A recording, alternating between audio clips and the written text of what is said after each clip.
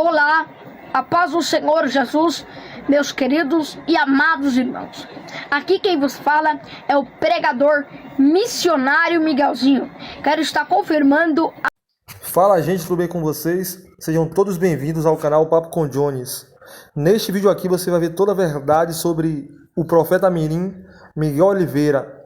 Este vídeo aqui é do canal No Entanto, aonde Paulo, que é o dono do canal No Entanto, estará falando toda a verdade sobre Miguel Oliveira. Desde já eu quero convidar você ainda que não é inscrito no canal Papo com Jones para se inscrever, deixa seu like e deixa para deixar um comentário no final do vídeo o que você achou sobre este vídeo. Então vamos ao vídeo.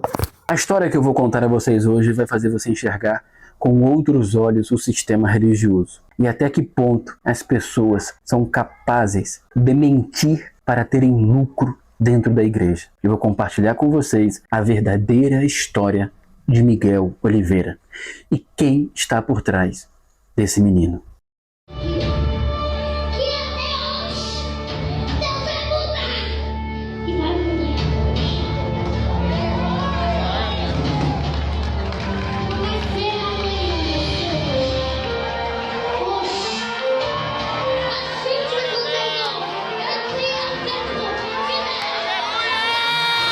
Em 12 de abril de 2010, chegava ao mundo o menino que hoje ganhou fama nacional. Seu nome, Pablo Miguel de Jesus Oliveira Andrade, mais conhecido na internet como missionário Miguel Oliveira. Ele é o caçula, o último de 4 irmãos, sendo 3 homens contando com ele e uma menina. Miguel é um garoto especial. Ele nasceu com um desejo ardente em seu coração de servir a Deus. E isso é uma verdade, talvez a única verdade nessa história. Já com 2 aninhos e meio, Pablo Miguel, cercado por familiares cristãos e apaixonado por hinos evangélicos, começou a cantar os louvores que passavam na TV. Miguel passou a frequentar cultos junto de um parente, na igreja que a família da sua mãe frequentava, onde haviam muitos familiares envolvidos no ministério, e logo chamou a atenção como ele louvava a Deus. E assim, ele começou a cantar na igreja.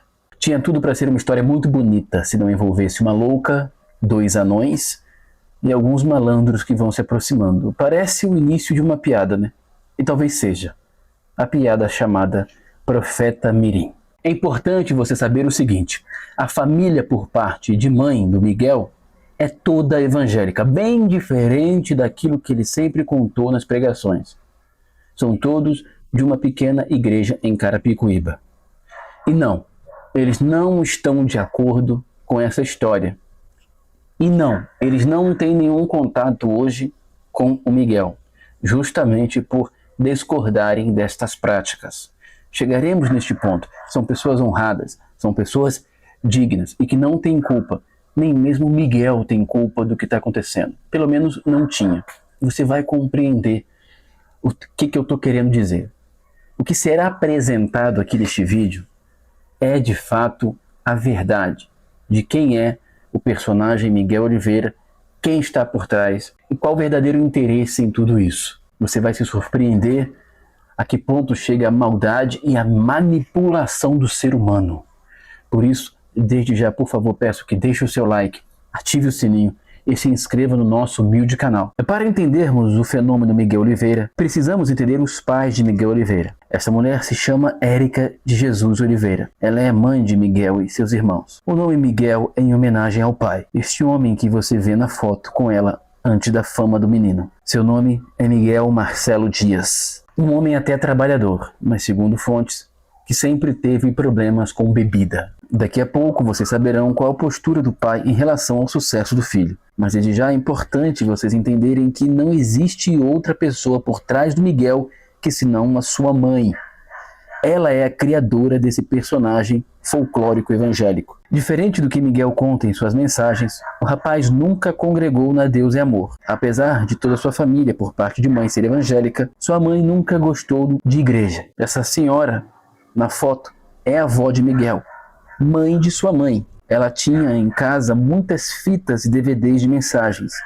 Como Miguel passava muitas horas com ela, Miguel era constantemente exposto durante vários dias e várias horas a pregadores e suas mensagens e cantores. Foi aprendendo, como um papagaio, a reproduzir tudo que via na TV dentro da igreja. O menino, de fato, sempre teve um amor ardente em estar nos púlpitos, cantando ou imitando os pregadores que via na TV. E poderia ter se tornado, ao seu tempo, um grande pregador, se não fosse uma pessoa, sua própria mãe. Pois Érica vivia um relacionamento conturbado com o pai de Miguel, que apesar de ser um homem trabalhador, como já comentamos, sempre foi um homem dado à bebida e porta de bar. Érica, a mãe de Miguel, ficava visitando igrejas quando as coisas estavam difíceis para o lado dela, sobretudo a igreja de sua própria mãe, onde a sua mãe é bem atuante. Mas quando Miguel nasceu, diferente do que é contado, ela nem em igreja estava. Como dito, aos 2 anos de idade, Miguel passou a ser levado por um parente à igreja de sua avó, onde lá ele passou a finalmente poder imitar diante de todos os pregadores que via na TV.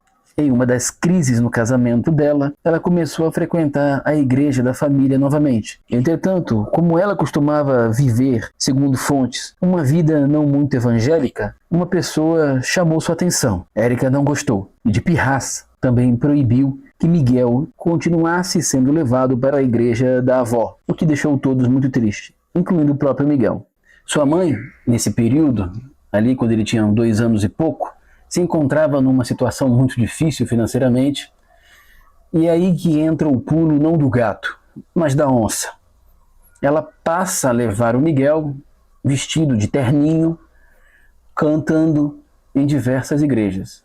E como uma espécie de mãe de Miss, onde o menino chegava, ela dava um jeito de fazer o menino ter alguma oportunidade, sempre proclamando aos 4 ventos, seja nas suas redes sociais, em seus status, ou até mesmo diretamente ao entrar na igreja. Olha, o meu filho canta, hein?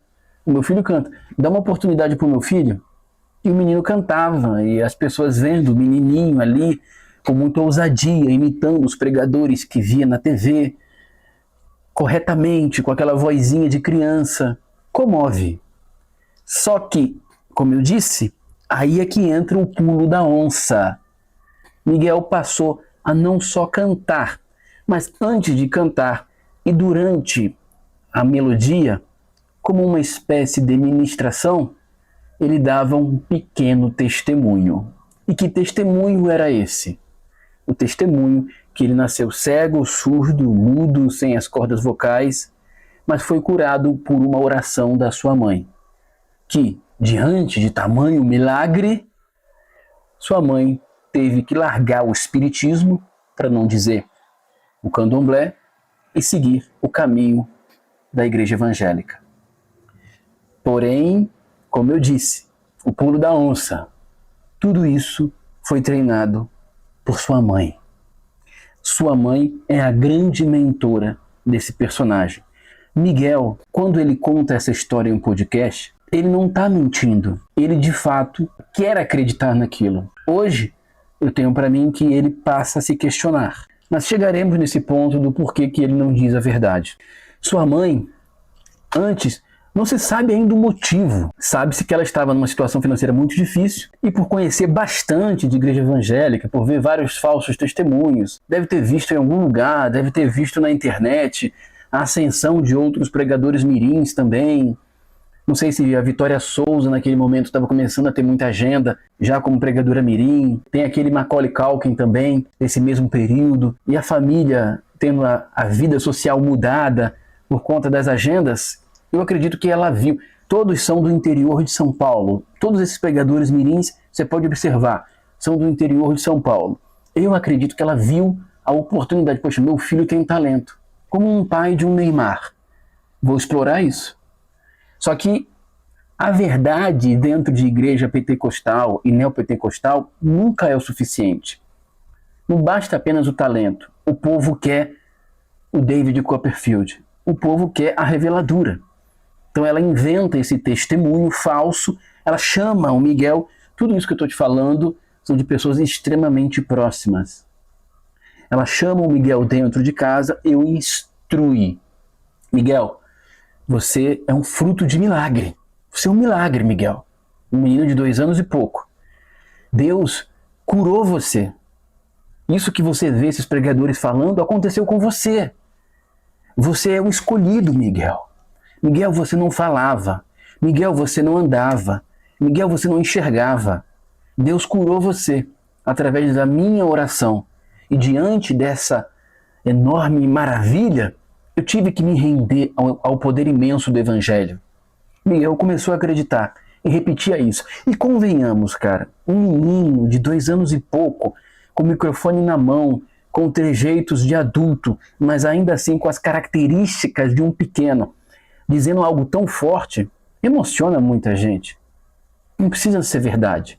E aí, diante da emoção, vinha a oferta. Nesse tempo, sua mãe mentia para todo mundo, dizendo que congregava numa igreja chamada Labareda de Fogo, quando na verdade não estava em igreja nenhuma. Sua mãe rodava de igreja em igreja, dando esse testemunho mentiroso do filho. E a regra era bem simples. A igreja que desse uma oferta, eles voltavam. A igreja que não pagasse nada, eles nunca mais voltavam. O pequeno Pablo Miguel começa a ficar conhecido nas igrejas pentecostais, pentecostais de Carapicuíba e região. E ainda com 3 aninhos de idade, Miguel participa de um evento na igreja do pastor Marcinho.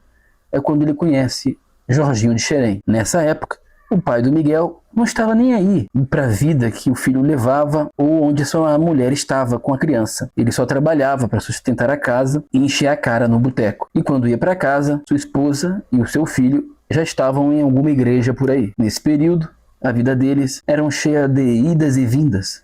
Érica, a mãe de Miguel, precisava congregar na igreja da família para fazer a agenda do Miguel. Quando ela conseguia uma agenda extensa, saía do ministério e ia viver em alguma outra igreja que desse mais atenção e oportunidade ao pequeno Miguel. A família não sabia do testemunho mentiroso de Miguel. Eles só tiveram conhecimento depois do podcast e já desmentiram tudo, mas as pessoas seguem querendo acreditar nisso. As agendas começaram a ficar mais extensas. Miguel passa a contar seu testemunho em lugares cada vez maiores. É quando eles passam um tempo com essa pastora. Seu nome é Luciana. Ela é bastante conhecida na região. Ela começa a dar legitimidade ao ministério de Miguel e montar suas agendas de forma mais profissional. E aí, conforme o Miguel vai crescendo e vai pregando em diversos lugares, ele vai pregar em uma igreja que na época era bem conhecida, que era a Igreja dos Anões, a igreja do anão Marquinhos e a sua esposa. Lembra desse casal? Ele era o anão Marquinhos, que ficava no balanço geral. E, inclusive, vocês parem de ficar me comparando com ele. Segundo fontes, a vida desse casal, que tinha até uma igreja na época, foi completamente destruída por Agenor Duque. Mas um dia eu conto essa história aqui. Seja como for, nesse momento, eles eram pessoas com grande abertura na mídia e uma rede de contatos imensa. Eles começaram a abrir novas oportunidades para Miguel e fechar agendas. Certamente com alguma porcentagem envolvida nisso. Atualmente o casal está separado e a Igreja dos Anões acabou. Tudo foi montado aos poucos, de acordo com a demanda. A estrada se dá à medida que você caminha. Então no início era Pablo Miguel, o cantor. Depois Levita Miguel. Depois ainda Missionário Miguelzinho. Um nome bem horrível por sinal. Até chegar na formação desse transforme atual, que é o profeta Miguel. Pequeno e falso profeta este que àquela altura já sustentava a família toda, com exceção da sua irmã mais velha, que rompeu com a mãe. Não se sabe ainda o motivo, mas não consegue nem falar com a mãe. Parece que ela não suporta a mãe. A irmã do Miguel, a irmã mais velha dele, não fala com a própria mãe, a mãe do Miguel. Já entendeu. Como uma mulher, uma menina mais velha, né, já entendeu o quão tóxica é essa mulher na vida de todos em volta. Você vai compreender por que eu estou falando isso. É depois da passagem de Miguel na Igreja dos Anões que a mãe percebe que há uma comoção muito maior quando Miguel fala do que quando Miguel canta. Que a oferta também era mais expressiva quando Miguel fala mais do que apenas cantava. E ela começa a treiná-lo para pregar em vez de cantar. De modo que passa-se então, a partir da Igreja dos Anões, a anunciar Miguel agora como pregador.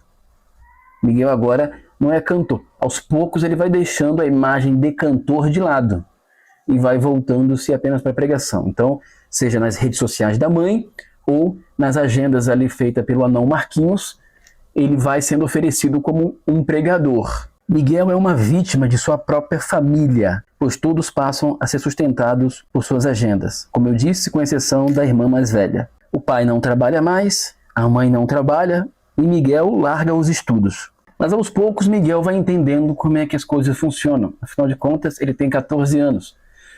Ele ainda não responde por si. Essa é uma verdade. Mas ele já sabe que o que ele está fazendo é uma mentira, é um engano. Só que ele gosta. Ele aprendeu a gostar agora do dinheiro, do reconhecimento, da fama, do engajamento, das agendas, da bajulação. E aos poucos, aquele menino que tinha um enorme chamado para pregar a palavra vai sendo deixado num baú, onde não sabemos se ele vai conseguir ainda sair de lá algum dia.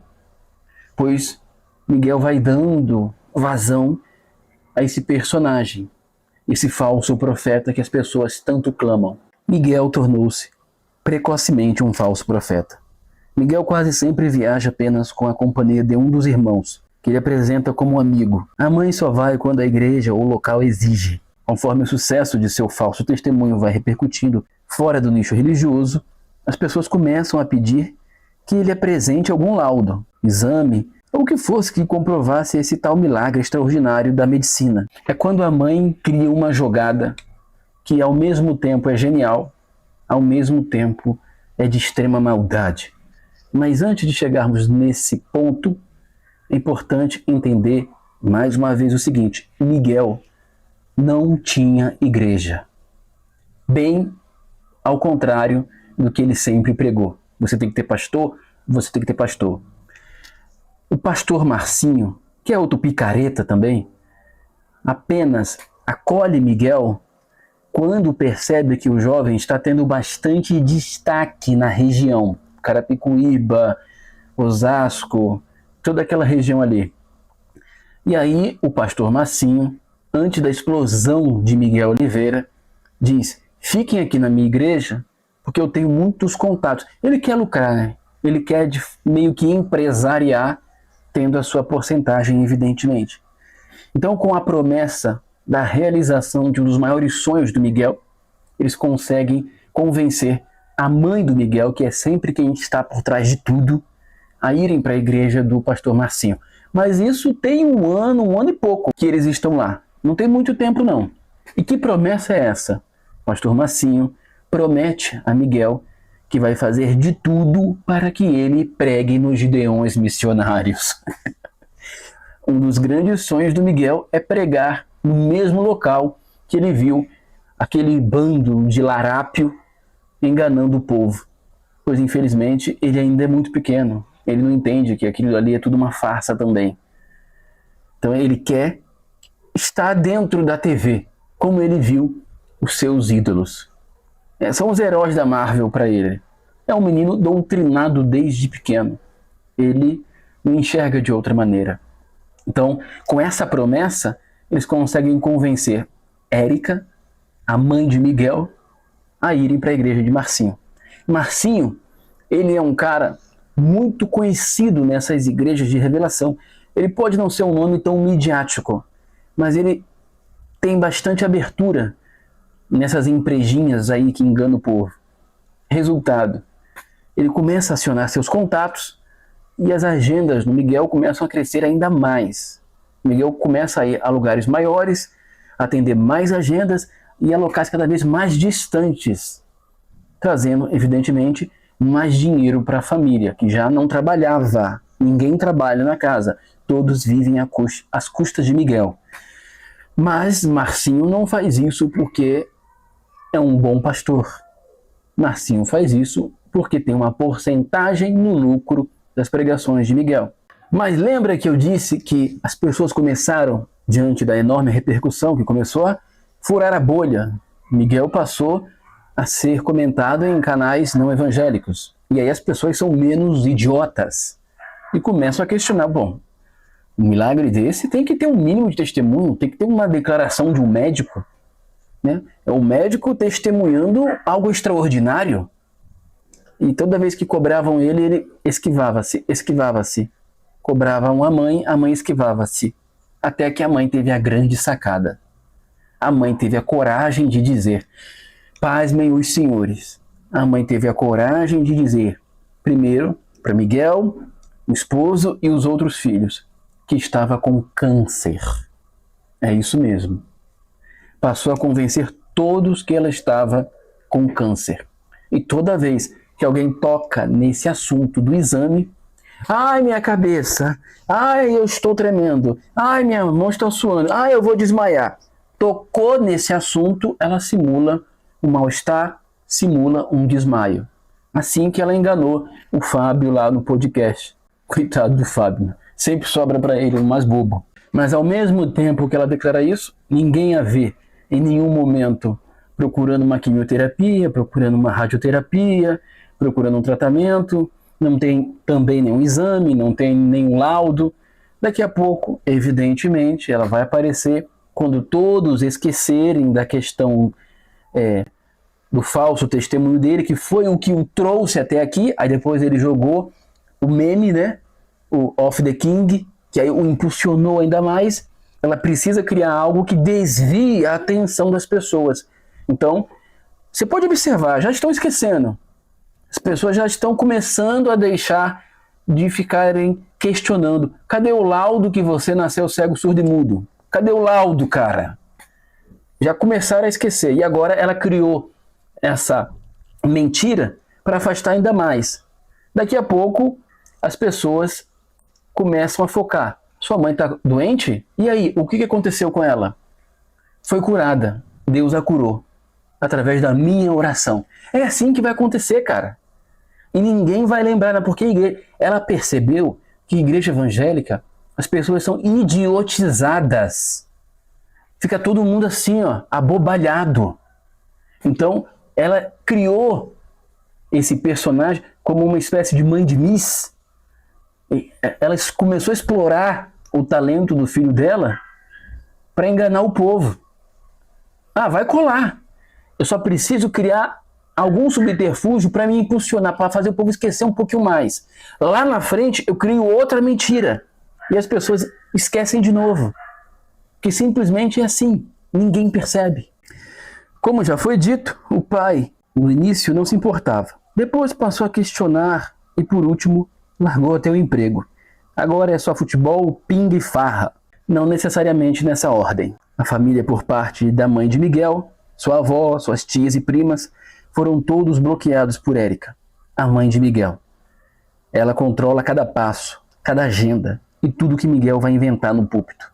Miguel Oliveira chega a receber hoje mais de 30 convites diários para pregar. Sua mãe, responsável por tudo, costuma enviar uma ficha, esta ficha aí no WhatsApp, para a pessoa preencher. E assim, só depois dela confirmar a igreja e o pastor, ela revela o cachê. Depois, seleciona as melhores agendas para o filho. Hoje Miguel é um produto, não um pregador. Cada um está preocupado em morder uma fatia desse bolo. Miguel é vítima, mas hoje também é cúmplice, pois abandonou o seu chamado para se tornar esse produto lucrativo nas mãos de uma mulher extremamente maliciosa e manipuladora, que é sua mãe. Eu sinto profundamente isso que aconteceu com Miguel, pois de fato eu entendo que ele tinha um grande potencial. Eu acredito que ele tinha um coração puro e voltado para as coisas que ele aprendeu serem do Senhor. Mas caiu nas mãos erradas. Caiu nas mãos da própria mãe, que talvez decepcionada com o sistema, embora sempre foi, segundo fontes, uma pessoa bastante problemática, chutou o pau da barraca e disse: quer saber? Eu vou inventar a história mais absurda e vou ganhar muito dinheiro com isso. E assim tem sido. E aquele jovem que tinha tudo para ser talvez um grande pregador aí de respeito na sociedade, tornou-se hoje um meme, uma piada. Lamentavelmente, envergonhando o evangelho puro e simples de Cristo. A questão do conselho tutelar, ao contrário do que as pessoas pensam, é verdade. Miguel foi denunciado, seriamente denunciado, por estar sendo explorado financeiramente por seus próprios pais. Não sabemos até que ponto e até onde isso vai se estender, mas chegou ao conhecimento do Ministério Público que Miguel não estuda. E não estuda porque seus pais estão vivendo do que ele faz. Nenhum dos dois trabalha. Todos vivem das agendas do filho. É um absurdo, não é mesmo?